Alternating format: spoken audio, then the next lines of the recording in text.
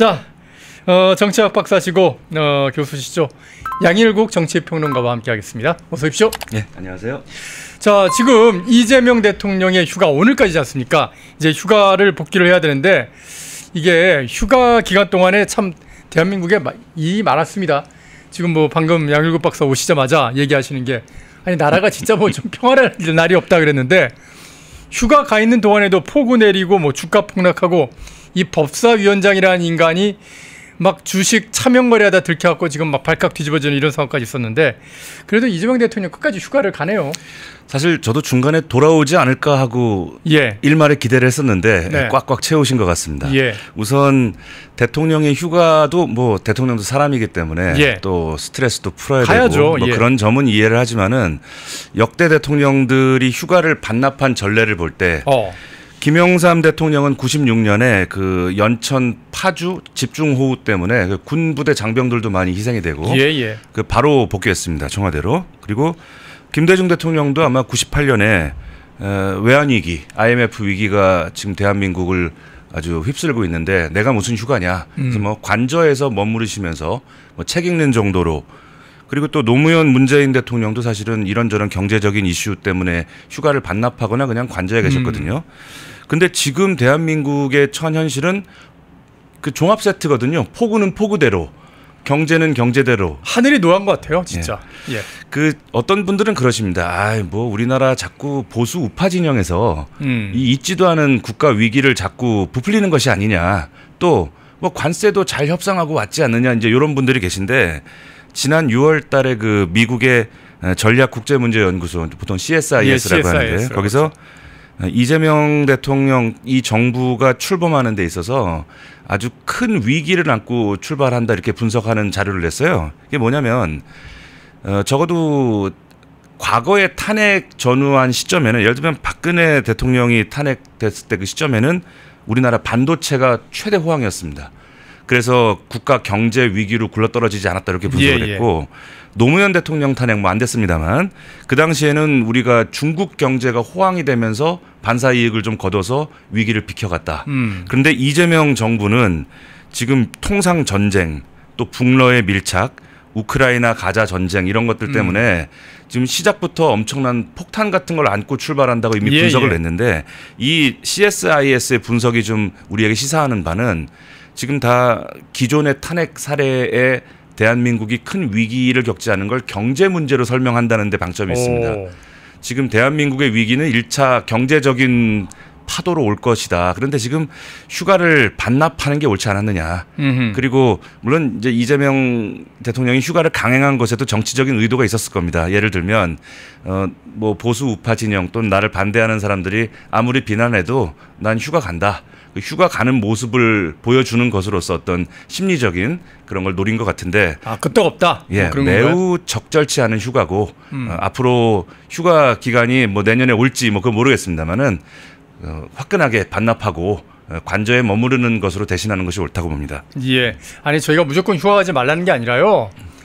이재명 대통령이 이진숙 방통위원장한테 했던 일이 있지 않습니까? 이진숙 방통위원장이 저 뭐 지금 오늘 가는 것도 아니고 일주일 후에 이 재난 상황들 좀 약간 정리된 다음에 휴가 가겠습니다 라고 휴가를 신청을 하니까 아니 지금 이런 재난 상황에 그때 좀 비 많이 왔지 않습니까? 재난 상황에 무슨 휴가를 가냐면서 막았잖아요. 그래 놓고 자기는 지금 휴가 떠나가지고 비 오고 이 난리가 났는데 복귀를 안 하는 거예요. 이걸 지금 문제를 좀 삼는 겁니다. 이번에 이재명 대통령 휴가 보내고 온 곳이 이제 그 저도의 청해대라는 곳인데 거기를 대통령 별장으로 삼은 게 이제 72년에 박정희 대통령이 하신 건데 이제 박정희 대통령이 앞으로 뭐 간간히 쉴 일이 있을 때 여기 오겠다고 하니까 그 밑에 사람들이 알아서 긴 겁니다. 이제 그 화강암 고급 소재로 외벽을 이렇게 만든 거예요. 아주 죽도록 혼났다는 일화가 있습니다. 그것은 대통령이 국민들에게 보여야 할 모범적인 모습, 남들 눈을 의식할 줄 아는 어떤 박정희 대통령의 일화를 좀 새겨야 할 것 같고요.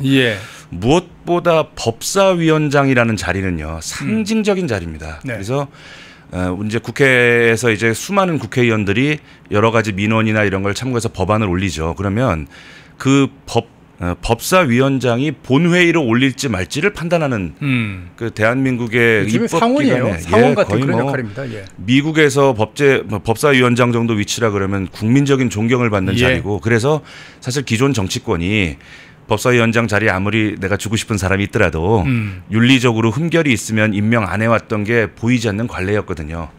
그 예전에 스티븐 레비스키라는 그 사람이 민주주의는 어떻게 무너지는가라는 책을 내서 아주 베스트셀러가 됐는데 참 그 책이 시사하는 바가 큽니다. 그 레비스키 교수가 이야기하는 그 민주주의가 무너지는 그 과정을 관찰해 보니까 공통점이 무슨 성문법이나 무슨 법 규정으로 정해져 있는 것이 아니어도 이 선진국들은 알게 모르게 관례상 지키는 법도 관습 이런 것들이 신뢰도라고도 할 수 있겠죠. 그것이 국가를 유지하는 큰 역할을 하는데 이 민주주의가 무너지는 나라들은 조금씩 그런 관례, 관습, 우리가 흔히 말하는 정치적인 상도덕이라고 하는 것들, 그런 것들이 조금씩 무너지면서 나라가 거덜난다 이렇게 얘기할 수 있거든요. 근데 법사위원장을 이런 분을 임명했다는 거, 이건 대한민국을 지탱해온 엄청난 그 보이지 않는 관례 하나가 무너진 겁니다. 그래서 이거는 가볍게 볼 일이 아니고 앞으로 이후에 인사에 좀 만전을 기해줬으면 좋겠습니다. 예.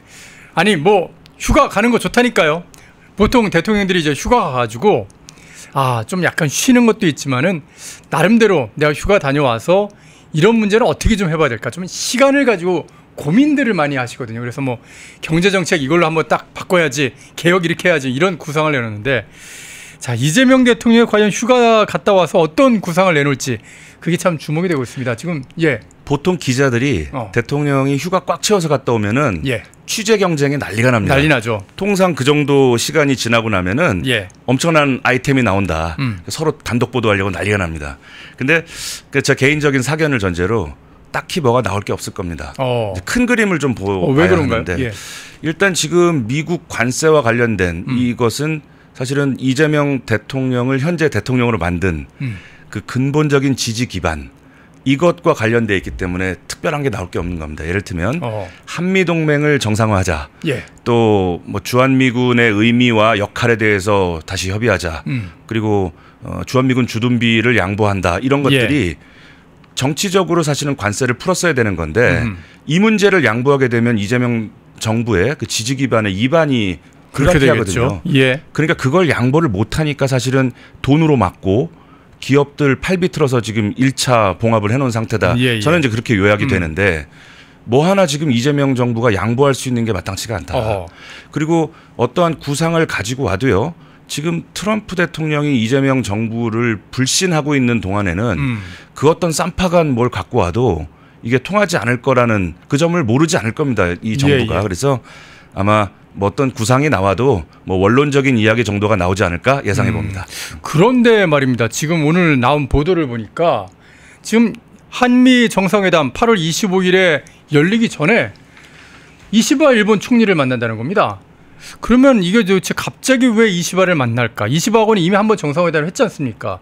근데 또 만나고 그리고 나서 트럼프를 만나는 거, 방금 말씀하신 것처럼 어떤 뭐 구상이나 그런 계획이 있고 미국한테 쓸 수 있는 카드가 없다면 이시바와 뭔가를 공모해서 트럼프로 움직일 만한 그런 카드를 생각하려는 걸까요? 어떻게 보시나요? 아까 말씀드린 거랑 연장으로 볼 수 있습니다. 예를 들면 지금 젤렌스키 우크라이나 대통령이 미국과의 관계가 잘 안 풀립니다. 그러니까 지금 유럽 뭐 프랑스, 독일 막 찾아가 가지고 뭐 트럼프를 좀 설득해서 참전을 좀 할 수 있게 도와달라 이렇게 얘기하지만 백약이 무효하거든요. 왜 그런가? 국제 정치의 본질이 최강대국 내지는 패권국의 눈밖에 난 나라를 패권국이 아닌 다른 나라가 도와주기가 어려운 거예요. 그래서 우리가 이시바를 만나는 거 자체가 나쁘다는 건 아닙니다. 그러나 원론적인 수준에서 우리가 한일 관계를 잘 풀고 또 상당히 미국의 세계 전략, 또 일본의 좀 미국을 잘 따르고 있는 일본과 함께하겠다는 정도 메시지가 나오는 게 나쁜 것은 아니지만 근본적으로 지금 우리 정부가 당착하고 있는 문제들은 트럼프의 불신으로부터 비롯된 것이기 때문에 이시바하고 뭐 아무리 우호적으로 좋은 회담을 한다 그래도 근본적으로 한미 관계를 풀 수 있는 분수령이 되기는 어려울 겁니다. 그리고 지금 일본과 대한민국의 관계는 사실은 경쟁자 위치에 있다고 보는 게 맞지 않겠어요? 관세에 놓고선 그렇죠. 왜냐하면 자동차 관세 부분도 그렇고 사실은 이제 미국 한미 동맹과 한미 관계라는 것이 없었다면은 일본과 대한민국은 지리적으로 가깝기 때문에 예. 사실은 경쟁자 또는 적이 될 소지가 큰 나라입니다. 사실은. 예. 근데 그간 70여 년간 한미 동맹이라는 막강한 에너지가 있었기 때문에 일본이 바싹 대한민국의 우방 행세를 해왔던 것이 맞죠. 그래서 우리가 한일 관계가 중요한 것이지만 그 근저에 한미 관계가 흔들리면 아하. 천하의 한일 관계도 별 수 없을 거다 보는 게 국제 정치적으로 맞을 거고. 예, 예. 그리고 공연히 우리가 이제 뭐 제가 실명을 얘기할 수는 없고 어떤 이제 좌파 진영 평론가라는 양반이 뭐 어느 방송에서 이야기한 걸 제가 우연히 봤습니다.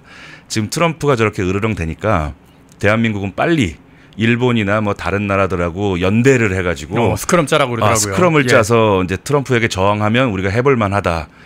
죽으려고 환장하는 소리다. 저는 그렇게 요약을 할 것 같습니다. 예, 예. 그래서 지금 일본과 우리가 협상을 하는 게 좋은 일이지만은 거기서 괜히 일본을 우리 편으로 만들어서 무슨 공동으로 트럼프의 이거에 대응하자 내지는 우리 일본 한일 양국이 트럼프에게 좀 공동 입장 이런 걸 좀 내서 우리도 좀 살아야 되지 않느냐 뭐 이런 접근을 한다 그러면 그건 안 하느니만 못한 협상이 될 수 있다. 그리고 예.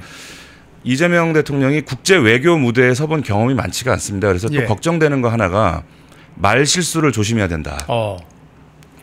그 예전에 그 문재인 대통령이 2017년에 그 벨기에에서 특사가 왔습니다. 그 나라 왕의 이제 여동생이 이제 특사가 왔는데 공주입니다. 예. 그래서 아주 뭐 우리 언론들이나 시민사회가 야, 이 공주가 아주 미모가 대단하다 뭐 이러면서 분위기를 한껏 띄워놨거든요. 예. 그런데 이제 실수를 한 거예요. 문재인 대통령이 그 당신 아버지가 몇 년 전에 왔는데 아주 훌륭한 분이더라.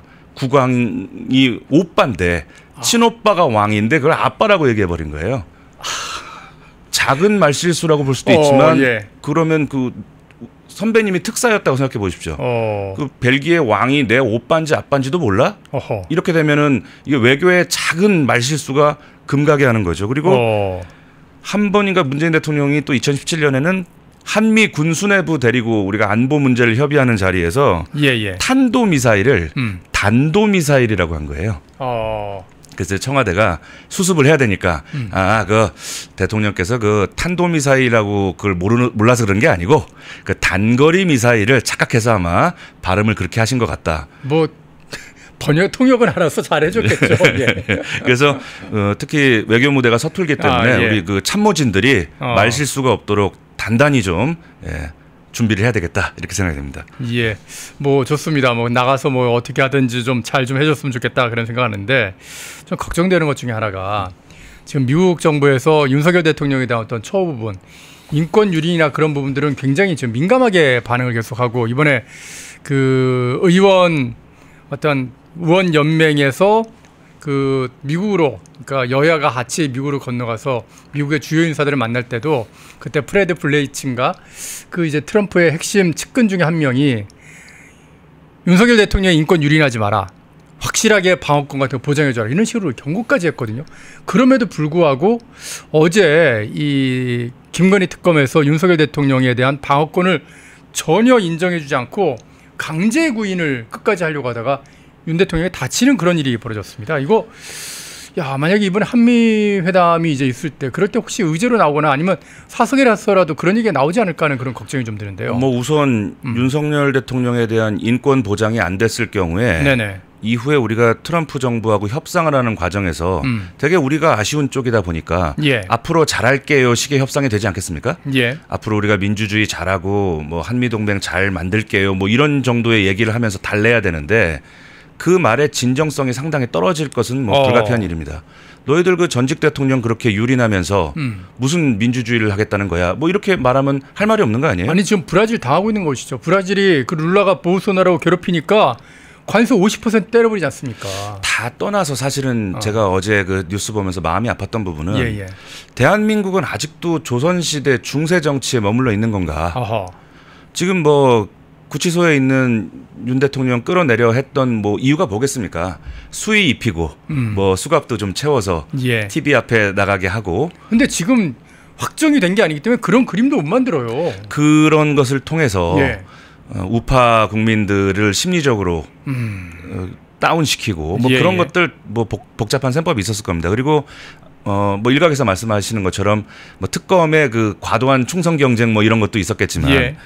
이런 생각이 드는 거예요. 예전에 그 자유당 시절에 이제 박정희 혁명정부 들어서고 난 다음에 그 뭐 이정재 같은 그 이제 불량배들, 조폭들, 예, 그런 사람들 다 조리돌림이라고 해서 뭐 나는 뭐 나쁜 놈입니다. 그 팻말하고서 행진하겠죠. 그 뭐 서울 시내를 뱅글뱅글 돌게 하는 아직도 그런 중세 정치에 머물러 있는 것이 아닌가. 그리고 이제는 저 민주당 관계자분들이나 우리 민주당 지지하는 분들도 대한민국이 이 정도 선진국이 됐는데 아직도 상대 정적은 조리돌림을 해야 직성이 풀리느냐라고 제가 묻고 싶은 거예요. 그리고 조리돌림을 하는 나라가 지금 미국과 선진 우방국들과 어깨를 나란히 할 수 있겠습니까? 그래서 이건 인권이나 그런 골 복잡한 얘기 하기 이전에 대한민국의 품격의 문제로 이 문제를 좀 잘 해결했으면 좋겠습니다. 예. 오죽하면은 그 박경신 교수인가 참여연대 소장을 했던 그 박경신 고대 로스쿨 교수가 지금 윤석열 대통령에 대해서 그렇게 강제 구인하려고 한 행위를 고문으로 비유를 해버리더라고요. 그거는 일리가 있는 얘기입니다. 왜냐하면 우리가 흔히 이제 자유민주 사회에만 있는 그 아주 인권의 기본적인 게 묵비권을 행사할 수 있게 하는 겁니다. 그리고 또 묵비권 다음에 뭐 저 영화에 보면 나오잖아요. 그 범죄에 저지르다가 현장에서 체포되면 경찰이 다 일러줍니다. 미란다 고지하죠. 너 묵비권 행사할 수 있다. 그리고 미란다 원칙이라는 것 자체가 나오게 된 게 백주에 어떤 그 시꺼먼 저 남자가 그 어린 여학생한테 몹쓸 짓을 했다가 체포가 된 겁니다. 그런데 피의자의 권리를 제대로 읽어주지 않았다는 이유로 이건 절차상 문제가 있다고 해서 석방한 일이 있습니다. 그만큼 미국을 비롯한 그 자유우방이 볼 때 이 기본 인권이나 이런 것은 매우 중요한 문제입니다. 그걸 안 지켰다는 얘기가 들리는 것 자체가 대한민국이 지난 수십 년간 쌓아온 채통이 무너지는 겁니다. 그리고 65세의 노인인데 게다가 뭐 최근에 건강상의 문제가 많다는 얘기도 들리고 그 의자에 앉아 있는 분을 10명이 달라들어서 건장한 10명이 달라들어서 뭐 옮기다가 넘어져서 뭐 어깨와 허리를 다쳤다 뭐 이런 얘기 들리는데 이게 무슨 전 세계에 무슨 추한 모습이냐 이겁니다. 그리고 묵비권을 행사하고 안 나오겠다고 하면 많은 거지. 그걸 굳이 몰고 들어가서 그때 그 변호사들도 입회를 못했다 뭐 이런 얘기도 들리고 있었다가 그러니까 처음에 그 접견실에 변호사와 대통령이 접견하는 것처럼 그렇게 알린 거예요. 교도관이 통보를 해서 들어갔는데 그때 이제 그 교도관하고 특검들이 닥쳐가지고 변호사들을 쫓아냈다고 그러더라고요. 그 윤석열 전 대통령의 그 공과에 대해서는 나중에 한번 펜앤마이크에서 특집으로 한번 기획을 하면 좋겠습니다. 잘한 부분 잘못한 부분이 있습니다. 뭐 제가 무조건 옹호하고 애찬하자는 게 아닙니다. 이렇게 인권 안 지키고 전 정부 조리돌림하고 하면 우리가 그 남미나 저 아프리카의 후진국이 되는 거예요. 좀 윤석열 대통령 미워하는 우리 시청자분들 중에도 아 이게 대한민국 채통의 문제라는 점을 좀 인식해야 될 것 같고 좀 제가 아까 그 저 선배님께서 서두에 할 말이 많지만 뭐 좀 참겠다고 하시는 걸 제가 좀 받아서 자 지금 묻고 싶은 거는 자 윤 대통령 탄핵하자고 그렇게 우리 국힘 내부에서도 그렇게 목소리 높였습니다. 탄핵을 하자고 할 때 이렇게 될 거 몰랐어요? 탄핵과 동시에 이 일은 이미 예견돼 있었던 겁니다. 근데 이제 와가지고 뭐 국민의힘을 바로잡겠다 또는 뭐 전당대회를 통해서 뭐 쇄신하겠다. 아니 국민의힘이 배출한 전 대통령이 지금 이런 몰상식한 중세적인 조리돌림을 당하고 있는데 무슨 소용이 있냐라고 지금 이야기하고 싶은 그런 마음입니다.